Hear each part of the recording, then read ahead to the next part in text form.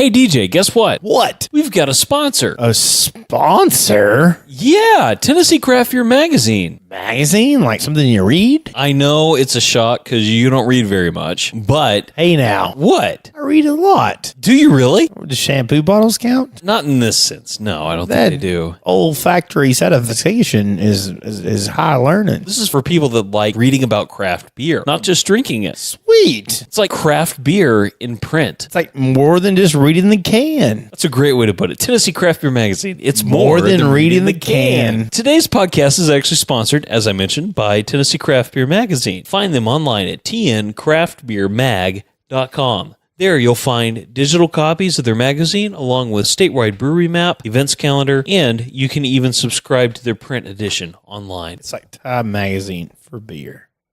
Find them online at tncraftbeermag.com.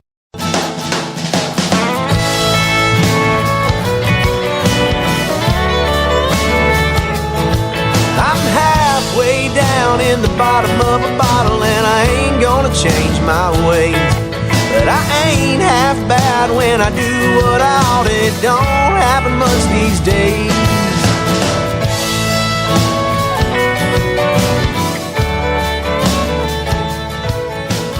All right, well, hey guys, this is Chris Hill. This is DJ Loop. And welcome to the Humble Beer Podcast. And we're joined today, again, here in Nashville by Ken at Czaan. It's been the Nashville World Tour. I mean, It feels like it. And we've only gotten through 4 out of the 18 breweries. Yeah, exactly. So it's been Not it's a bad been- way to spend an afternoon, though. No, exactly. It's not a bad way to spend the afternoon going around trying beer.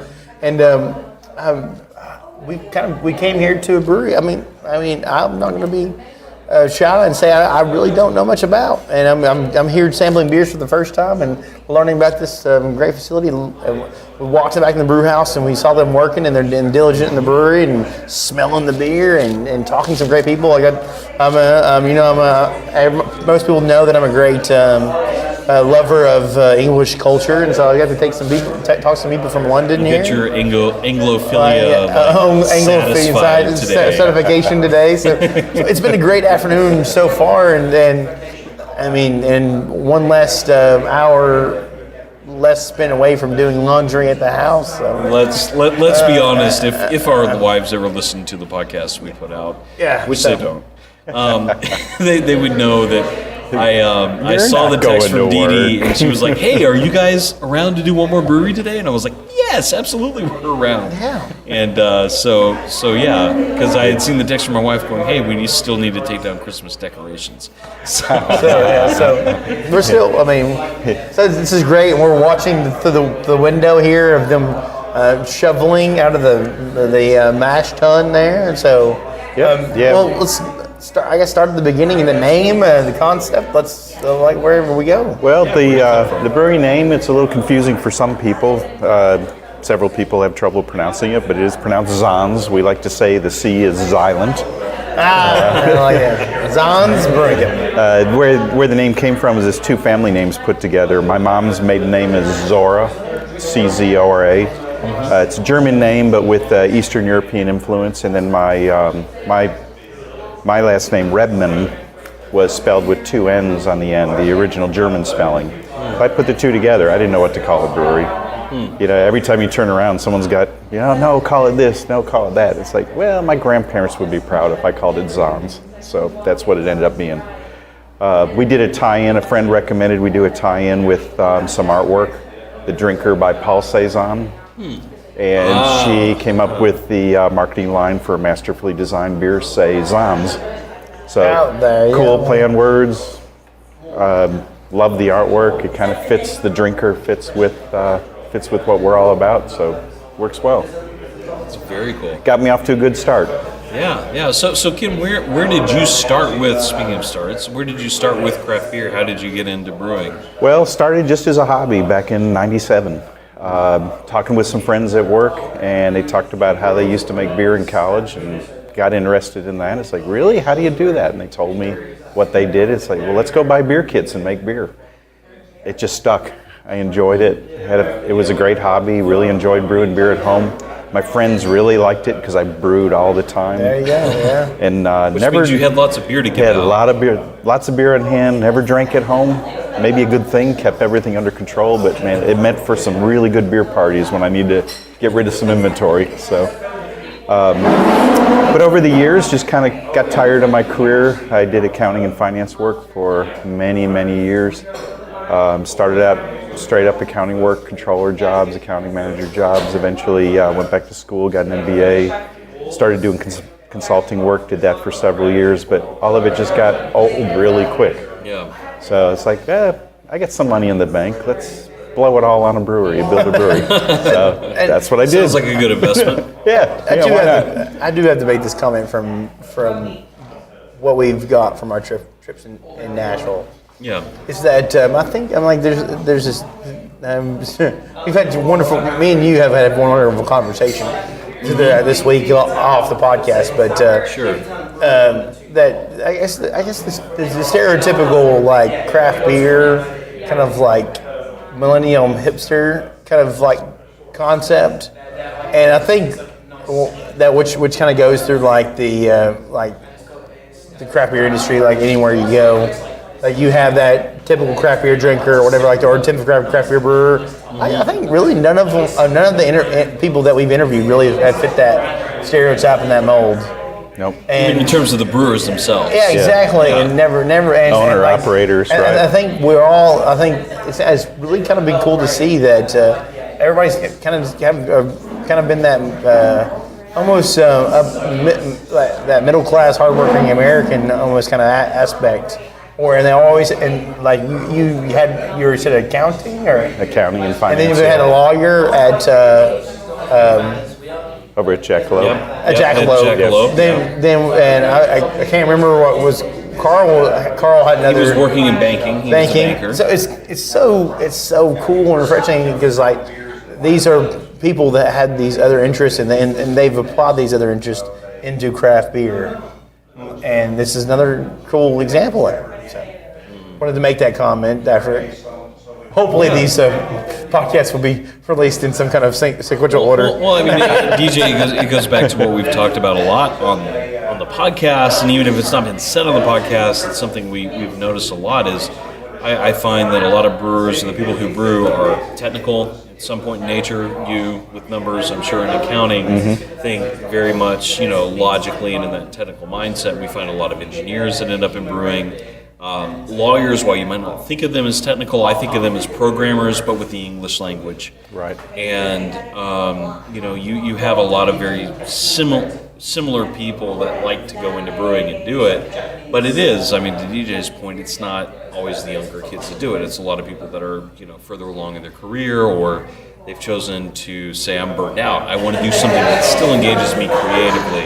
Right. And all the skills that you learn in a previous professional status really translate over. There was a time where a lot of microbreweries started up.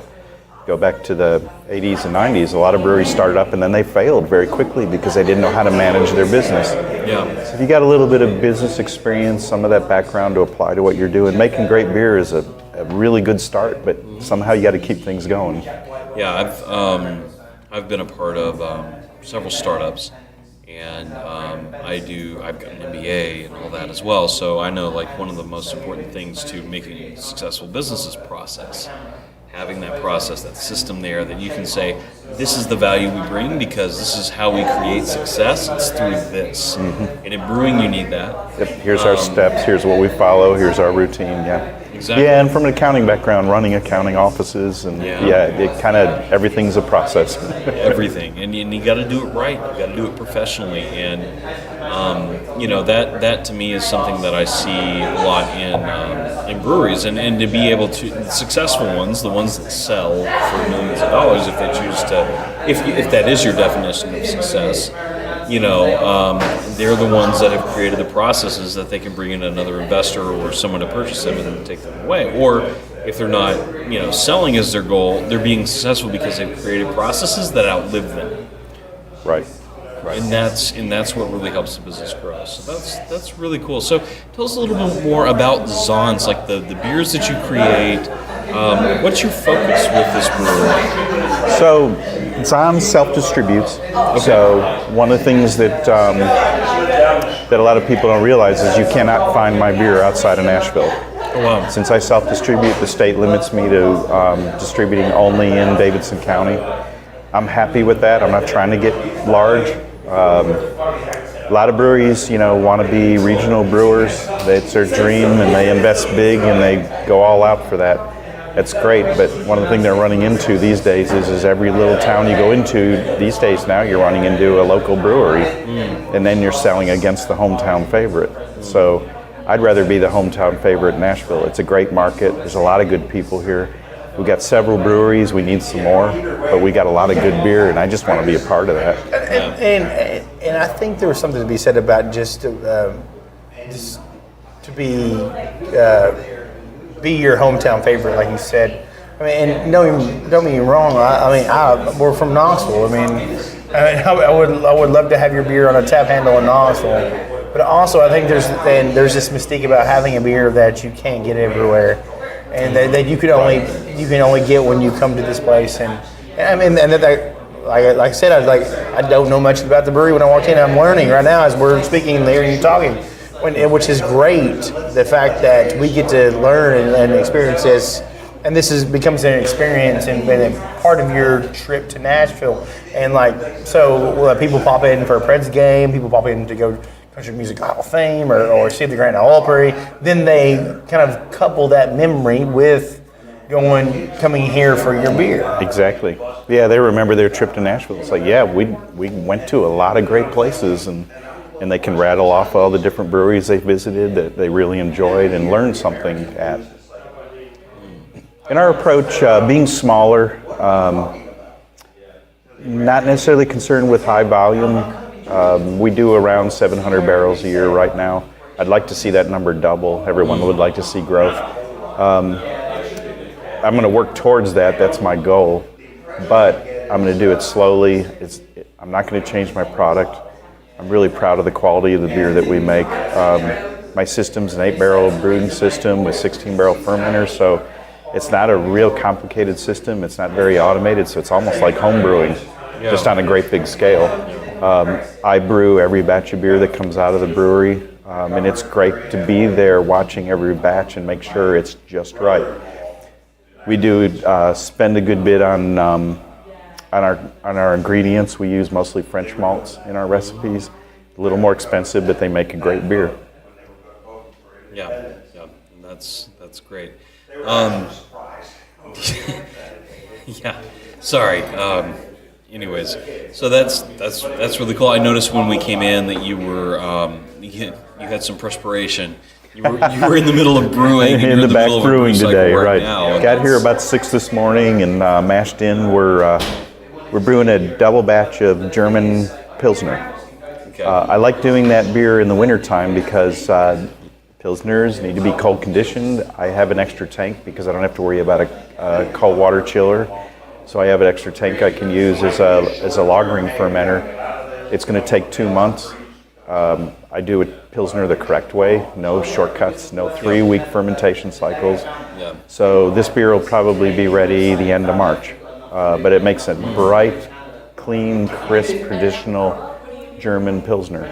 Now, is that a seasonal beer for you then? It'll be my spring seasonal. Okay. So basically we do 4 full-time beers. We've got a blonde ale, pale ale, IPA, Dunkelweizen. Those are available year-round. And then I rotate seasonals. Right now I actually have 2 seasonals on. I have a toasted pecan porter and an oatmeal stout. So my next seasonal coming up is going to be a German Pilsner. Hadn't quite decided on my summer seasonal yet. That's always a tough one to do because I'm not really big on doing fruit beers. And that's what a lot of people like to buy. So we got to figure out a good balance there. Fall seasonal is always a pumpkin ale made with pie pumpkins grown out at Bell's Bend Farm. Okay. All natural ingredients. I never use any artificial flavoring in any of my seasonals. Nice. Sometimes I spend a lot of time just doing prep work before I even brew. So. Oh gosh, I mean, if you're doing an organic pumpkin ale, are you like having to cut into every pumpkin and yeah. pull out all the innards. And This fall, 300 pounds of pie pumpkins. Me and my assistant sat here and spent a couple of days just cleaning pumpkins, quartering pie pumpkins, and then I take them to a friend who roasts them and purees them for me, and all that goes in the boil kettle. Oh my gosh! And then that, along with very careful spice additions. Now that's a pumpkin ale I can get behind. Something that's Exactly. organically made, something that's made by hand. I know you're not just dropping in some pumpkin flavoring somewhere along the line. And also, like a pumpkin ale, that's very palatable to kind of like first-time beer drinkers, and that's very good introductory to craft beer. It's like something that's more flavorful, more marketable, and especially, I mean, I guess you would. And I did go to the bathroom.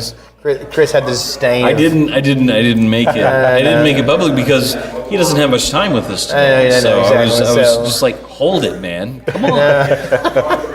It was the second time in like a couple podcasts that I had to use the bathroom symbol, but and so I don't know where we were left off. So I'm kind of jumping in. We were just talking about beer. We're just talking about beer. Talking Talking about the about some of our beers he's making. seasonals. And seasonal And beers. if I do flavored seasonals, because some breweries get a little carried away in some of the additives that they put into a beer, and my rule of thumb is it's got to be a good solid beer first.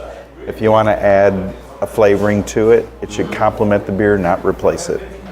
So even that pumpkin ale that I make every fall, it's very popular. People love it. I make a limited amount. When it's gone, it's gone. But the beer would stand on its own before I put any pumpkin or spice in it. That's really cool. So focused on just making good beer. High quality beer, yeah. good quality beer. I mean, that's what it's about. I mean, it's making a good consumable, flavorful artwork in a glass it's like something that you can be proud of. And I appreciate small breweries like you guys that are like really pushing that. So. Able to concentrate more on the quality of the product rather than worry about entering new markets. So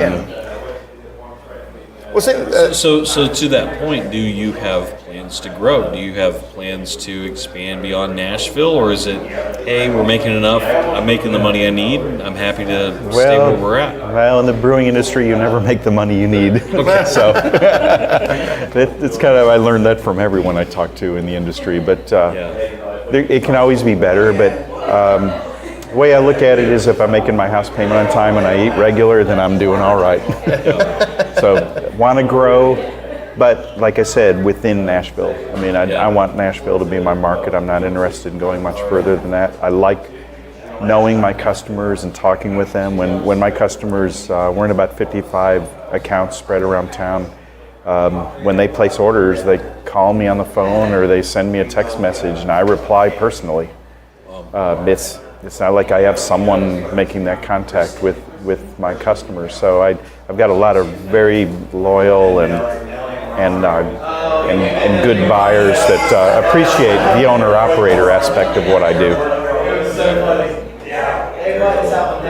So, what are some exciting things coming up here at the brewery? What can people look at, say in the next, and I'm assuming this is going to come out sometime around April or potentially May. Well, things that we've got going on, and I haven't quite decided what to do with the end of May. You know, we're going to have, end of March, we'll have our release party for the German Pils.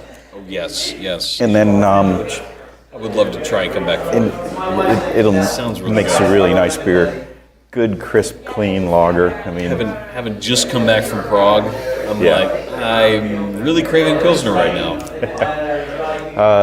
In May, of course, we've got the Craft Brewers Convention that's going to be here, so I'm trying to decide what to do about that. Barrel-aged, cask. You're literally right down the street. Exactly, like center. 2.5 blocks away, right. So you know you're going to get people that you would never expect, like just randomly dropping in. Yeah, it'll be a little tough because there's going to be a lot of good brewers shopping and coming around, and it'll be like, okay, well, here's what I do, you know, I hope it's okay. Yeah. But generally, I get some pretty good reviews. That's cool. That's great. And then the big struggle for us this year is going to be moving. I have to move. This property has been sold out from under me, so I get to build another brewery. Oh, wow. That's cool. I mean, I was in Denver a couple of years ago, and it was like at River North Brewing Company. That was in the same kind of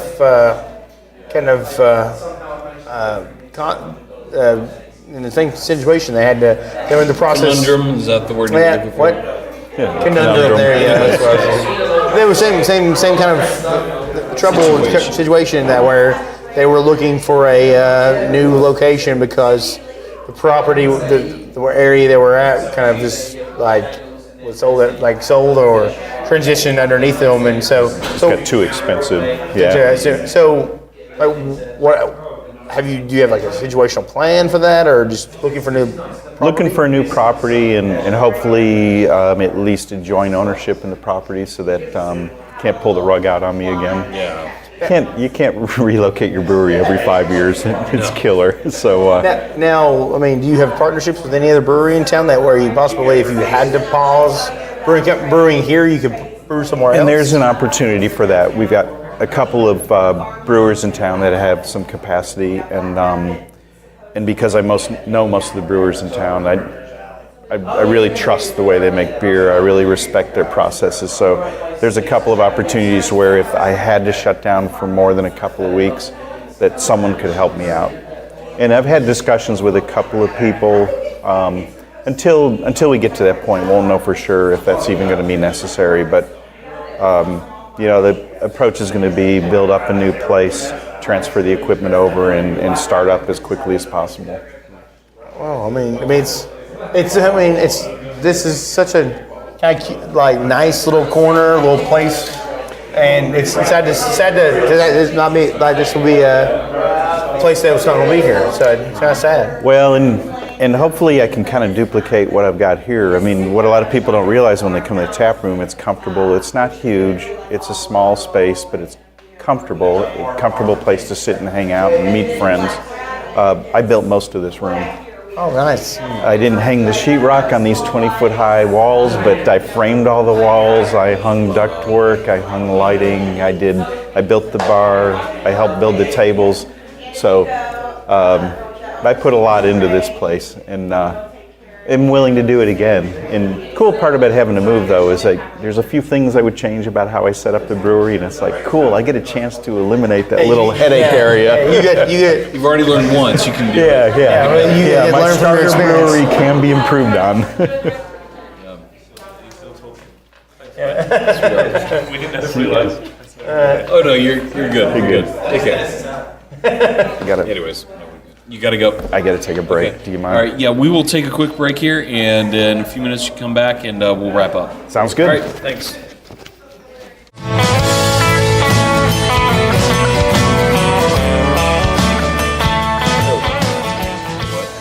I've been drinking a lot of these great beers with some great London. Was it London? What's the official name for somebody from London? Londonites or Londoners? If they were still here. Some British blokes. No, anyway, so we already went and blokes. Yeah, there you go, blokes. Anyway, so London blokes. We'll just go with that. Yeah, I like that. There you go. But anyway, so I've went through the kind of list of beers with some London mates now. Now, what's some of your favorites, and what kind of what beers are you serving here in the tap room today or now? And well, we have 4 beers that are available year round. My most popular beer is my blonde ale. Light beer, kind of an entry level beer, but what makes it popular is that it's not a typical blonde ale. It's made with 5 different malts, so it's got flavor. It's not the typical watered down wheat beer. It's got some good flavor, but still light, easy to drink. Actually, my best customers for that beer are pizza places. That beer goes awesome with a pizza crust, a good pizza crust. That sounds like it would. Like when I eat a good pie, I don't want like the. You want a heavy beer. You want to enjoy the pizza. Yeah, I don't want the most flavorful thing. I want a beer that's good, that tastes like beer, real beer, but doesn't interrupt with the taste of pizza. There you go. I enjoy pizza. and then I've got a pale ale, about 5.25%, where the blonde's 4.25%. The pale is very balanced. leans more towards malt than hops. Too many pale ales have gotten way too hoppy. Yeah. They need to get back to what they're supposed to be. That's where what my first kind of like hitter when I go to a craft brewery for the first time is a pale ale. Because I want to, and it gives you a good barometer of where their what the brewery's all about. Yeah. And if it's like a pale ale and it's like hop forward and you're boom and you're like, oh, this is a hop head brewery, this is a hop forward brewery. But if I think the pale ale is lighter on the hops and more a little malty and cleaner, you're like, okay, this is not the most hop head forward. So for me, a pale ale is a good standard of what direction this brewery's at. So what direction is your pale ale? So I definitely lean malt. Malt, yeah, you said it right. Yeah, my IPA, 4 different malts in the recipe.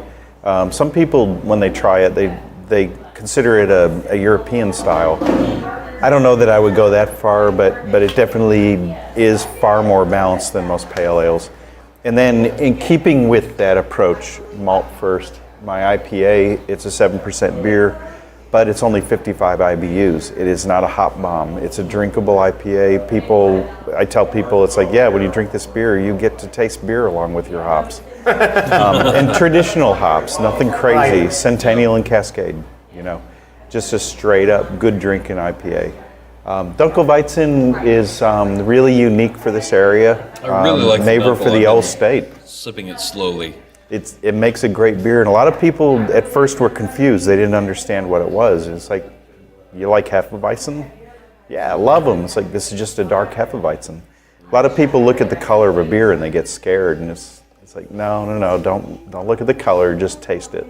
It's a wheat beer. It's a traditional German wheat beer, so you get the banana and clove, but with the Munich malt added to it and a little bit of roast malt, you get just richness on top of a great Hefeweizen. So those are 4 beers that we have available year-round, and then we just trade up seasonals. People ask me all the time about, well, your seasonals sell like 4 a year, and it's like, well, no, don't you know that Nashville has 6 seasons? Or at least that's how long one of my seasonals last. About 2 months, and then I'm on to the next one. So I brew a double batch of a seasonal, and when it runs out, then I'm on to the next season, whatever time of year it might be. Gotcha. The only time I'm a real stickler about the timing of my seasonal is when it comes to that pumpkin ale. That's only available late September, October. Yeah, which again sounds delicious, and like we're gonna have to make a special trip up here. Yeah, you guys are gonna have to come back. So no doubt. I wouldn't turn that down ever. No, not at all. We'll definitely make our way back up here. So that's cool. So one of the other interesting things about you guys is you're not really distributing outside of Nashville right now. Right. And so to really get Czaan's, you've got to come to Czaan's, or you've got to come to a Nashville bar that sells Czaan's. Right. So why not just come to Czaan's? Yeah, and it's not that hard to do. We're 4 blocks off of downtown, off of Broadway. If you're coming to town to visit and you're either going to the convention center or you're going to see the Preds or you're heading downtown to see some of the honky tonks, a few blocks away, stop by and have a beer. Yeah. It's an easy walk. It's not a big problem. It's so great for me too. Right. Like I remember as a younger version of me, I was like, if you come down here from little DJ. Yeah, a little bit. When you come down here for music, and for me, I would come down here for music, and Knoxville's known for the music, but it's like kind of like Knoxville is not Nashville. No, but Knoxville known for music, but Knoxville's known for indie, and Nashville's known for a little bit more polished. And so, like, you come here and you want to hear more polished in music, and you want to almost you think everything's gonna be more polished, but the thing about it is they still have a more really kind of like good roots, scene, and the fact that I can go see some really authentic country, or I can go see one of my favorites like a Jason Isbell at the Ryman, and then come down to a place like this and see and drink authentic craft beer is great, and something that I can drink here and probably talk to people from London and have a story. And I mean, and the thing is that I've developed a story since I've walked in the door, right? That's like, right. So, and I think like that lends itself to what craft beer is. It's a story, and the thing is, you're going to come in for a Preds game. You're going to come in to go see the Opry. You're going to come in for the Ryman for whatever it is, and you're going to be like, you're 4 blocks away, and from from the show, the glitz and the glamour and the lights. Exactly. But in here it's comfy and welcoming, and you have authentic, consumable art to have fun and learn about other people and right off the glitz and the glamour. So yeah, that's kind of cool for me. Yep. It's almost like I don't know, like Las Vegas. You have these lights, and like they call Like Nash Vegas. Yeah, exactly. Yeah, exactly. I hate that really because I hate that terminology. But anyways, but it continue. is almost like that. But you have these like lights, boot shops, craziness, boom. Then in here it's like kind of like subtle, like just hard work, ingenuity, authentic artwork. Yeah, we've got the tourists, we got the tourists up and down Broadway, seeing what makes Nashville really popular to come and visit, and then after that, you can go just a few blocks away and get into what Nashville's really all about, Exactly. where the locals go. And we're at the northern tip of what in Nashville we like to call the brewery district. There's 5 breweries all in walking distance of each other. We talked about that with New Heights. Yep. But they really wanted to they really want to start branding the brewery district, which I think is phenomenal. No, I think it's great. And I think for craft beer drinkers and hopheads and malt lovers, it's going to be phenomenal to have somewhere place where like, boom, this is where you go for craft beer in your area. Right. And it's great because people come in here, and sometimes we get people first because we're so close to downtown. They realize, there's a brewery close by. They come by and they stop in and have a beer, and we ask them, you got some time? You want to check out some new breweries? Here's how you get to each of them. Here's where all the breweries are located. You go this direction, that direction, whatever works best for you. So we want to make sure that people understand, we're part of a community here. We're just one of many breweries, and if you've got the time, it's like we want to share that with you as well. Have you done any collaborations, or are you wanting to do any collaborations? Would love to. I've talked a little bit with a couple of the other breweries about collaborations. Little tougher for me to do on my scale, and then not having a distributor, that kind of thing. It makes it I've got a different business model, but I think we could overcome all of that. I think the biggest thing is just I've got to find the time to do it. Yeah. Well, I've talked to several people who are willing. We talked to a couple other breweries, and it's like literally when it comes to distributing, it's all about like do you have the same distributing partner? And we're talking about Carl about that, about like if you want to do a collaboration with somebody and you have different distributors and all these different loops you have to go through, and and it's understandable, but it's great. It would be great to see people in the same neighborhoods in the same time, just collaborating, working together. and Sure, like that. Sure. Yeah, look forward to the opportunity. Just everybody's so busy. Yeah, every brewery especially you walk with into. CBC coming up. So Yeah, you have everyone's so much really stuff on trying to your plate. gear up for that. So that's going to be an exciting time. Yeah. Well, very cool. Well, there's a lot of exciting things, it sounds like, coming up for you. One thing we'd like to wrap up with, we ask this of all of the people we interview, is what's in your beer fridge at home right now? What's in my beer fridge at home? Not much of anything. My beer's here. That's the Carl answer right there. I work. I mean, if anyone wants to find me, any of my friends, they come here to the brewery to find me. Not at home. I'm not at home much. Yeah. I'm working a lot, so I collect a few bottles in the fridge. They can't stay there very long because the beer board gets a little upset if there's retail beer in my fridge. So it's like, typically someone will come back from vacation and bring some bottles of beer, and And then when they show up, it's like, okay, well, let's share it with the bar. So I get some, and everybody else gets some. So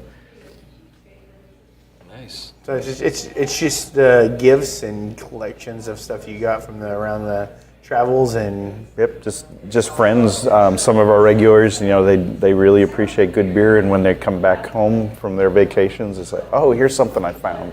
Let's try this, and we'll sit down and sample some beers. It's great. It's great. That's awesome. That's so cool. Well, good. Well, thank you for being on.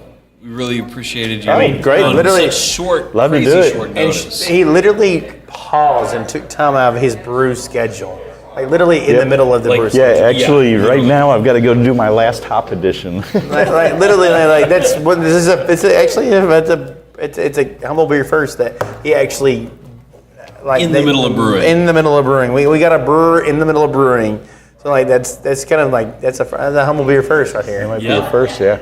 Now, if you guys want to stick around a little longer, you can help me with cleanup. Oh shit! We'd love to, but our wives have already separated to help. Okay. Home clean up. I have a like relatively close friend to the family, and stuff like that. And so I've got contacts like, well, he's just turning 21. He wants to get in the beer industry, and can you help him out? You have connections. And I was like, does he like to clean? And they're like, oh, I don't know. I'm like, well, I said, basically, 90% of beer production is sanitary. Being a janitor. Spend more time cleaning than brewing. Yep. Yeah, exactly. Always. So basically give them let them clean your bathroom for 3 days. If they like doing that, then we'll see. Then get them into the brewing industry. But anyway, That's right. That's right. So, Sounds good. Anyways, Ken, thank you for being on. Thanks, guys. Having you. It's been a lot of fun. Absolutely. And with that said, this has been Chris Hill. this is DJ Lou, And remember to stay humble. and try new beer. All right. Thank you. Thanks, guys. Halfway down in the bottom of a bottle, and I ain't